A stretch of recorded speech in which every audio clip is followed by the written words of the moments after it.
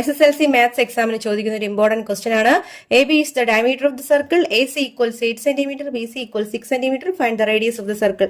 ഇവിടെ നോക്കൂ, എ ബിയും ബി സിയും തന്നിട്ടുണ്ട്. നമുക്ക് ഈ സർക്കിളിന്റെ റേഡിയസ് ആണ് കണ്ടുപിടിക്കേണ്ടത്. എ ബി ഡയമീറ്റർ ആണ്. അപ്പൊ ഡയമീറ്റർ കണ്ടുപിടിച്ചാൽ നമുക്ക് റേഡിയസ് കാണാം. എങ്ങനെയാ കാണുന്നത്? ഇവിടെ ട്രയാങ്കിൾ ഇതാ, ഈ ആംഗിൾ എത്ര ഡിഗ്രിയാ? 90 ഡിഗ്രി. എങ്ങനെയാ 90 ഡിഗ്രി എന്ന് കിട്ടിയത്? Angle in A semi circle. Semi സർക്കിളിൽ ആംഗിൾ എത്ര ഡിഗ്രി ആയിരിക്കും? 90 ഡിഗ്രി. ദെർഫോർ ആംഗിൾ സി എന്താണ്? 90 ഡിഗ്രി ആയതുകൊണ്ട് തന്നെ ട്രയാംഗിൾ എ ബി സി എന്താണ്? റൈറ്റ് ട്രയാംഗിൾ ആണ്. റൈറ്റ് ട്രയാംഗിളിന്റെ പ്രോപ്പർട്ടി ഹൈപ്പോട്ടൻസിന്റെ സ്ക്വയർ നമുക്ക് കണ്ടുപിടിക്കുന്നത് എങ്ങനെയാണ്? ബാക്കി രണ്ട് സൈഡുകളുടെയും സ്ക്വയറുകൾ എന്ത് ചെയ്യുക? ആഡ് ചെയ്തെടുക്കുക അല്ലെ.